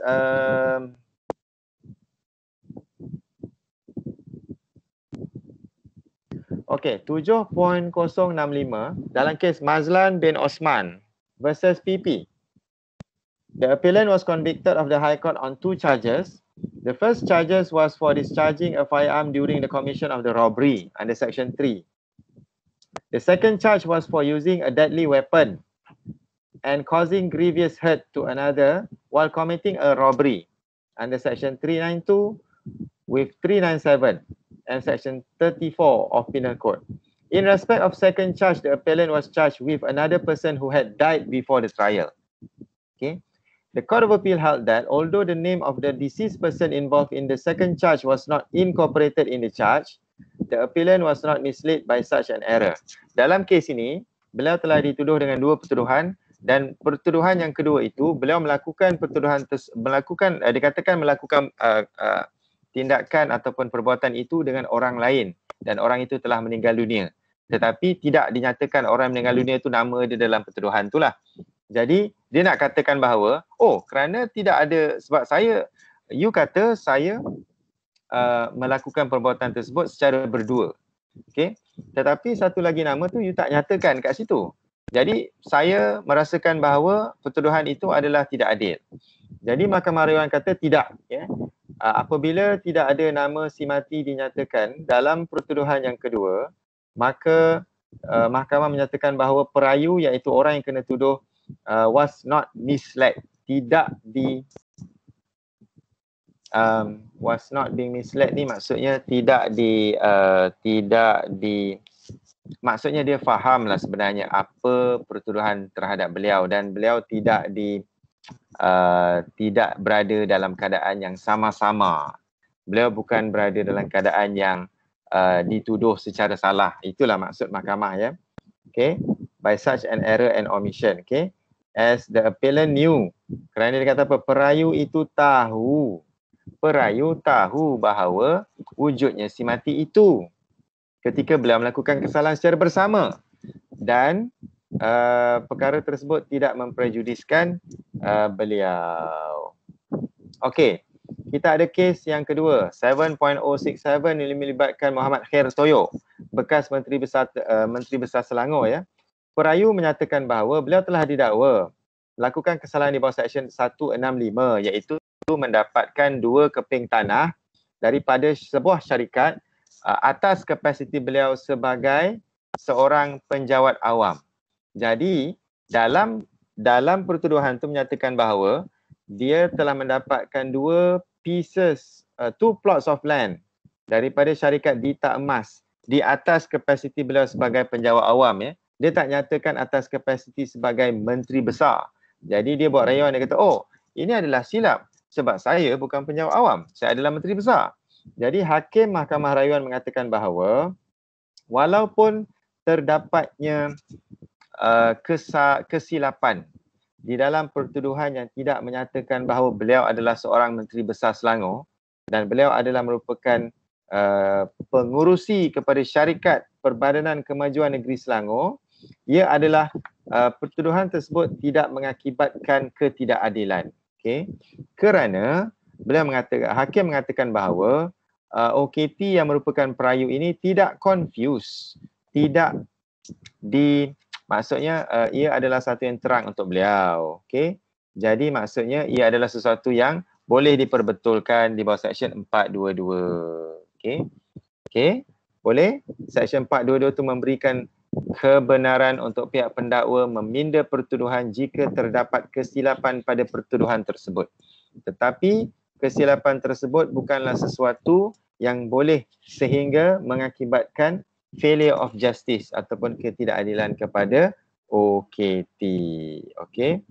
Dan ada beberapa lagi kes yang dinyatakan di dalam ini yang akan kita bincangkan pada tutorial minggu hadapan. Okay. So tutorial bagi slot saya dan juga slot Datuk, we are going to discuss on cases, application of case. So this is very important. Kali tengok slide saya, errors in the charge. If the accused is misled by the errors, then the failure of justice must have taken place, whereby the accused is unable to conduct his defence properly. So only dalam kes melibatkan katalah kesilapan pada pertuduhan tersebut mengakibatkan beliau rasa bahawa beliau berada dalam keadaan yang tidak adil. Contoh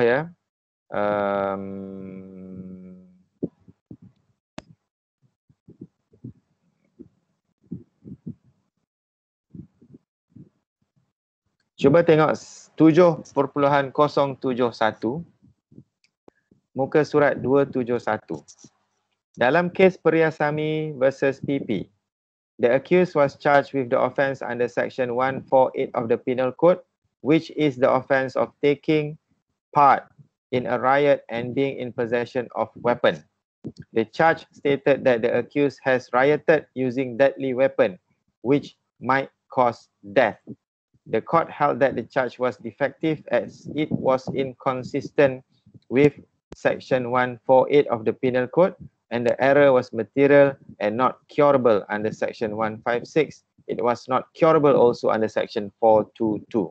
So, kalau misal kata sebab section 148 Penal Code mengatakan bahawa kesalahan itu adalah you terlibat dengan rusuhan.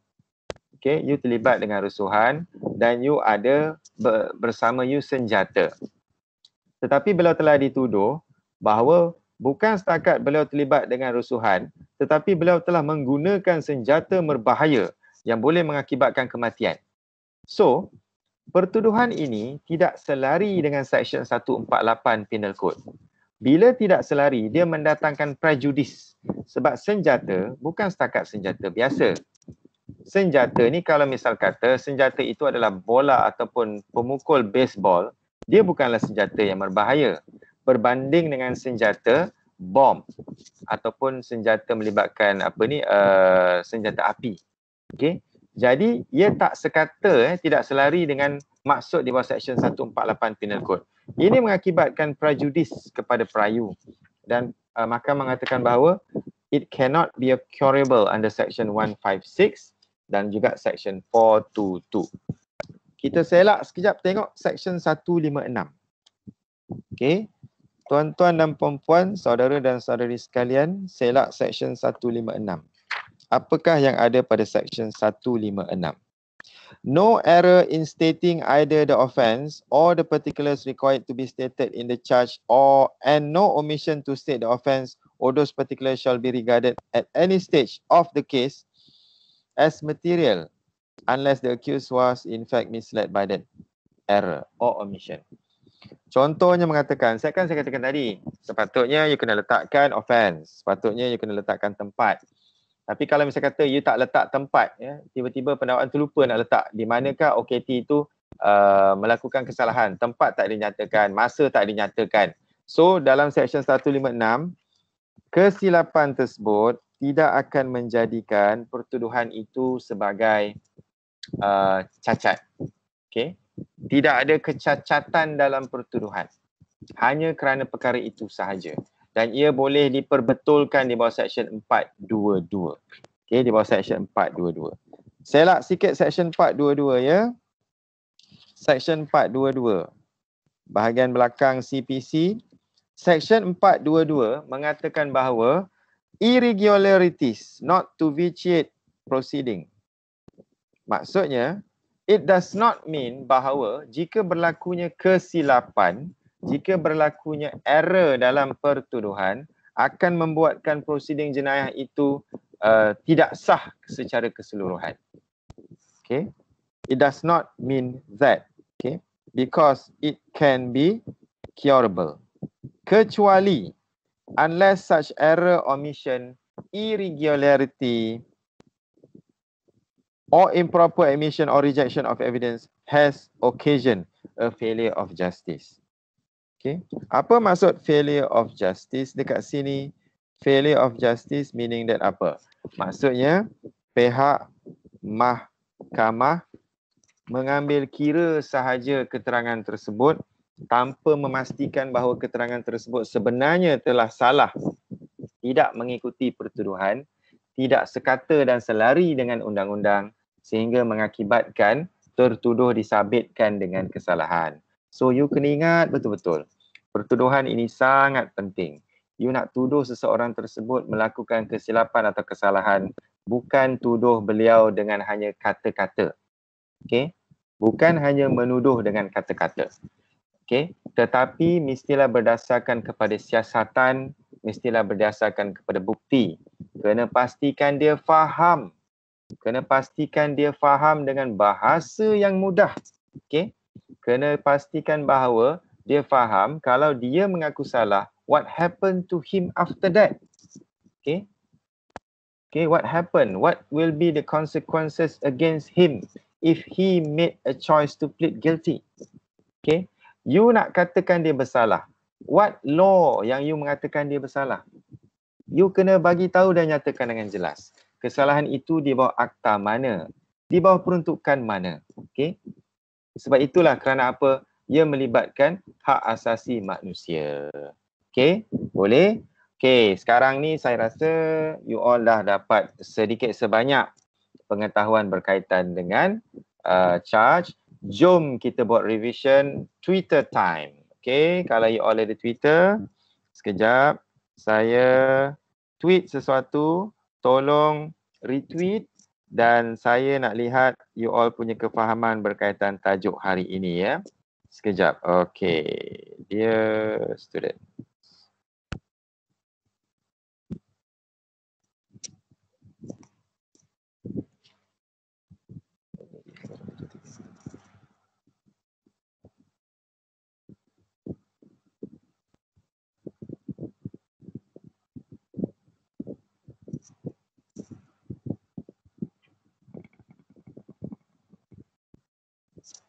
Kindly describe the necessity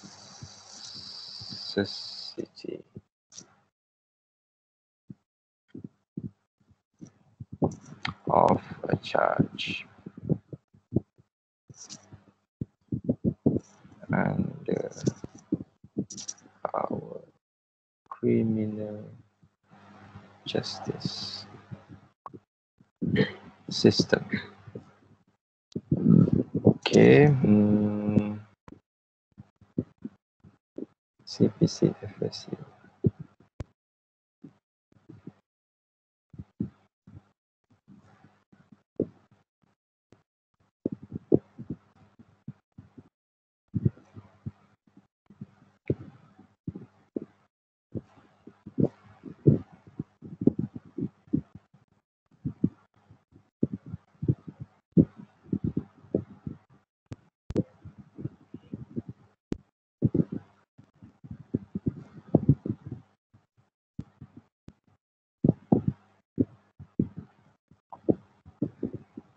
Okay, tolong retweet dan tolong tweet.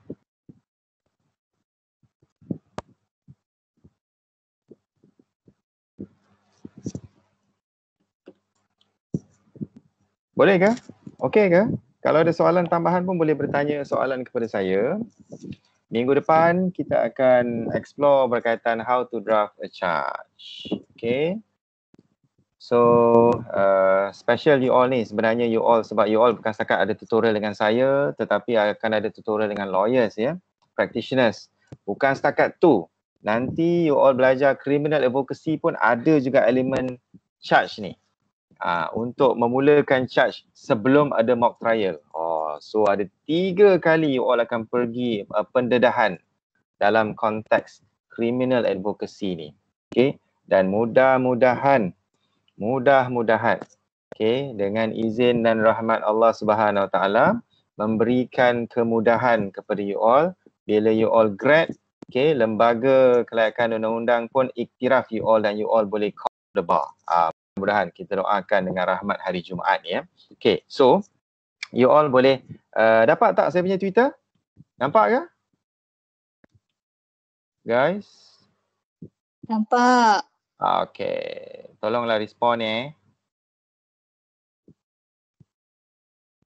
Wih, paling cepat ni. Okay. Mana-mana Twitter yang menarik, tertarik dan debom. Okay, saya akan retweet. Okay.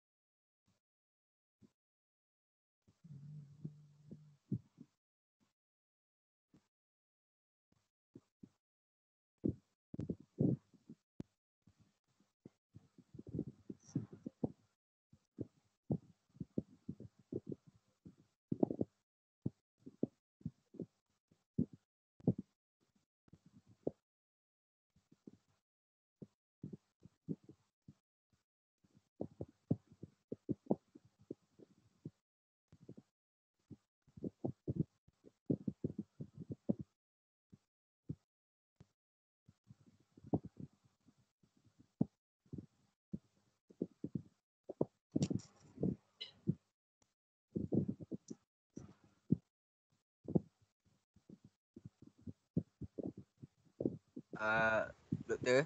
Yep. Tadi yang masalah berkaitan dengan Fakhrul Razi tu, yang Doktor add masuk dalam Teams tu, dia punya mungkin yang lama ke saya tak pasti lah. Dia ada lagi satu email. Boleh tak nanti Fakhrul Razi tu PM saya email dia? Email tu dia dah ada bagi kat grup Telegram tu, sir. Okay, nanti saya check. Okay, baik. Tapi dia datang lah. Dia ada ni? Ada. Okay.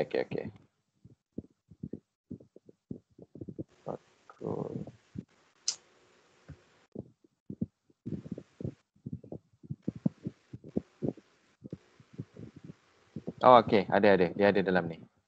Dia ada bagi saya.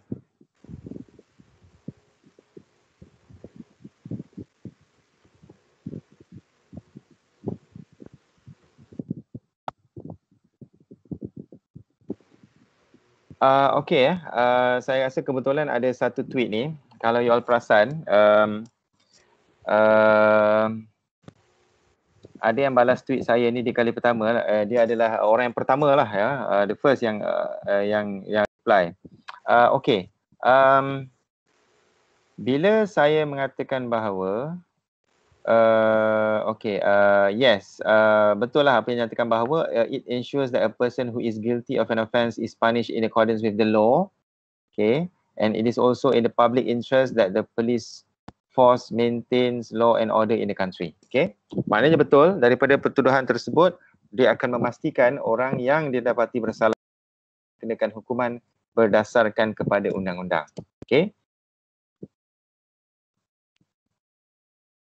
Jadi cuba yang lain-lain kalau ada. Okey, yang kedua pula daripada Adila Aryani. Okey, mengatakan bahawa charge is essential for someone who faces the criminal charge to know their rights so that they can take proper action to exercise their rights. Oh, okey. betul juga, maknanya kalau tadi itu mengambil dia adalah berdasarkan kepada public interest, okay? Public interest to know their rights so that they can take proper action to exercise their rights and defense lah. Maksudnya dia boleh menyediakan pembelaan to prepare defense in order to answer for that charge.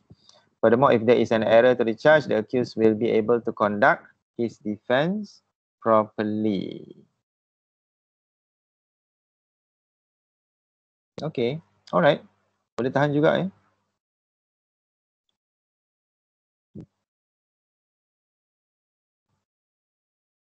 Sebab kalau misal kata untuk makluman dan pengetahuan you all perkataan pertuduhan ini bukan setakat perkataan pertuduhan untuk di mahkamah sahaja. Kalau misal kata terlibat dengan perkhidmatan awam dan kalau misal kata adanya sebarang pertuduhan salah laku maksudnya bila ada salah laku yang dituduhkan terhadap mana-mana kaki tangan awam dan juga kaki tangan swasta, pihak wajib untuk membuat pertuduhan dan pihak wajib memastikan you faham pertuduhan dan you must be able to give a right to answer. Okay, they call it right to answer. Right to answer ni apa right to be defended, right to answer the charge and right to know. Okay, apakah pertuduhan yang dibuat terhadap you? So it can be something which is fair. Okay, fair to other person. Okay, right. Okay. Baru 2 je yang respon. Macam mana dengan lain-lain?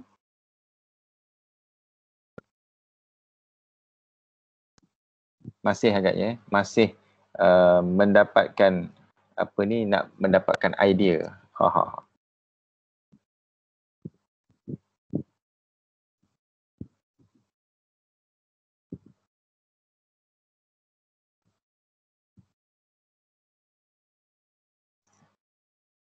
Ada soalan?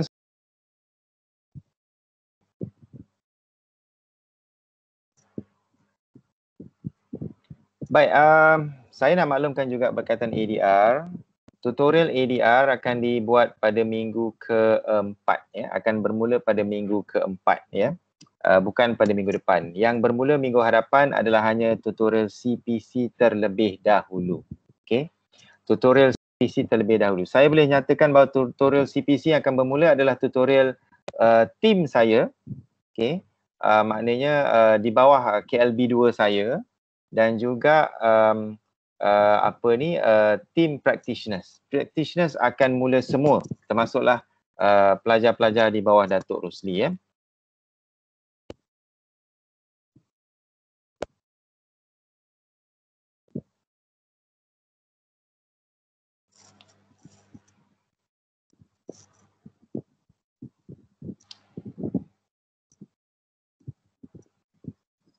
Okay, so far yang lain belum lagi. Kalau ada soalan boleh kemukakan soalan.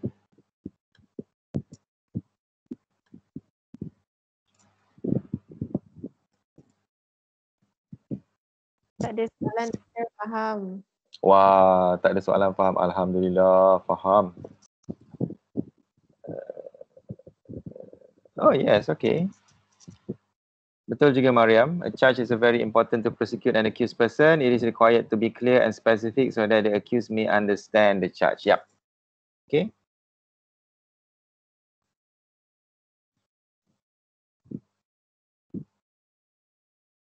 Alright, mana yang tidak berpeluang untuk tweet saya, boleh juga PM saya lah boleh PM saya. Macam saya maklumkan terlebih dahulu, tweet ini saya buat hanya untuk educational purposes. Saya tidak ganggu you all punya privacy. Dan ada juga student yang dia buat tweet tweet lain di samping tweet peribadi yang khusus follow saya, dia tweet apa yang ada dalam CPC.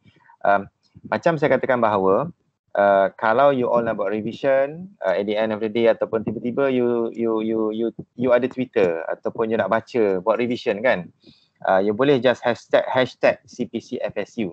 Okay. Itu tujuan saya lah.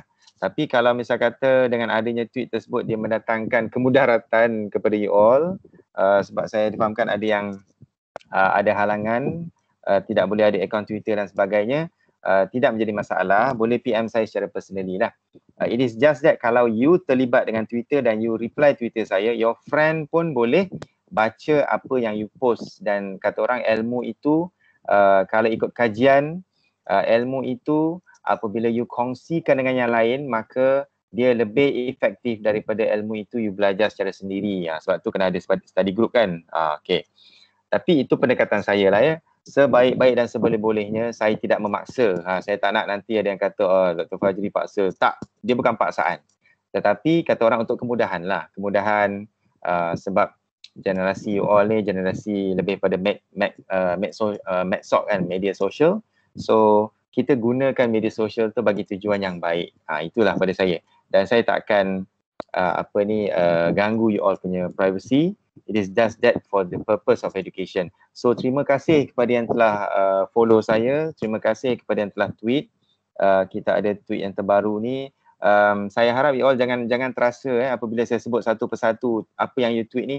Ini sekadar untuk saya nak nyatakan bahawa apa yang you all post itu ada maksudnya sesuatu yang betul dan sesuatu yang kita dapat lihat you faham.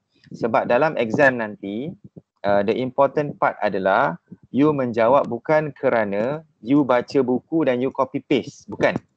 Tetapi you menjawab berdasarkan kepada kefahaman you. Kalau you copy paste, ingat ya dalam kehidupan it is not about copy paste. Kita tidak tiru orang secara bulat-bulat. Jangan tiru sesuatu secara bulat-bulat kerana tidak akan ada natural dalam diri you. Ni kata orang kita nak bagi tazkirah hari Jumaat, bukan malam Jumaat, tazkirah hari Jumaat. Jangan tiru bulat-bulat sesuatu daripada orang. Okay? Ikut kesesuaian kita. Sama juga dalam kita menuntut ilmu. Peperiksaan bukan untuk kita hafal dan menulis kembali, bukan. Tetapi dia adalah sesuatu yang kita baca, kita dengar, kita faham dan kita dapat zahirkan semula kefahaman kita dengan bahasa dan juga penerangan kita. Barulah datangnya originality. Okay. Jadi you all kena pastikan bahawa sesuatu yang you faham. Ilmu itu datang dan datang dalam keadaan semula jadi. Okay. Dan you must make sure bahawa you understand. Itu saja. So bila you post ini, saya boleh nampak sama ada you faham tidak. Dia tak ada kena-mengena dengan saya nak dapatkan populariti dan sebagainya. Sebab saya kena beritahu saya tak nak sebab kita kena bersangka baik kan. Jadi kita nak melihat, saya dapat lihat di sini, oh you faham apa yang kita belajar. Jadi mungkin kita boleh share nanti kepada junior-junior you. Sebab saya akan refer Twitter ni kepada junior-junior you all nanti di masa hadapan. Ini adalah tweet berkaitan CPC FSU. Okay. Sebab itu, itulah niat saya sebenarnya. Okay. Okay. Jadi nampak gayanya dah pukul 12.30 hari. Sekali lagi tahniah dan terima kasih kepada you all yang telah bersama-sama sesi ini daripada pagi tadi sehinggalah ke 12.30 hari. InsyaAllah kita dapat manfaatkan apa ilmu yang kita telah belajar. Ini adalah ilmu praktikal, saya faham. Mungkin ada yang sama-sama. Tetapi saya dah beritahu bahawa saya gunakan buku yang sama dengan you all. Saya gunakan CPC yang sama dengan you all. You boleh rujuk. Saya mohon ketika you berada di rumah, jika you tak ada apa-apa, maksudnya you ada waktu lapang, silalah baca. Kalau tak faham, boleh tweet saya, boleh PM saya. Okay. Dan sama juga kalau nanti you all bersama practitioners. Mungkin practitioners terlalu laju ataupun mungkin practitioners ada tambahan yang lebih daripada saya. Tak salah kita berkongsi dalam grup ya. Okay. Dengan perkara tersebut, saya sekali lagi ucap terima kasih. Thank you for your kind attention. Please stay safe. Please stay healthy. Kita jaga diri baik-baik. Panjang umur, murah rezeki. Kita jumpa lagi minggu depan. So stay tune untuk soalan ataupun untuk task tutorial ya. Tutorial will be handled online based on grouping. Okay. So nanti saya akan inform you all berkaitan dengan task tersebut. Ada soalan lain tak sebelum kita akhiri? Semua okey? Okey. Okey, terima kasih. Yang baik itu hanya daripada Allah Subhanahu Wa Taala. Segala kekurangan itu adalah di atas diri saya sendiri. Saya mohon maaf di atas segala kekurangan. Okey, semoga kita berjumpa lagi. Wabillahi taufiq wal hidayah. Wassalamualaikum warahmatullahi taala wabarakatuh. Waalaikumsalam warahmatullahi Waalaikumsalam wabarakatuh. doktor. Thank you. Salam Okay. Thank you Jumaat. doktor. Assalamualaikum. Sama-samalah kita. Stay safe doktor. Sama. Thank you, doktor.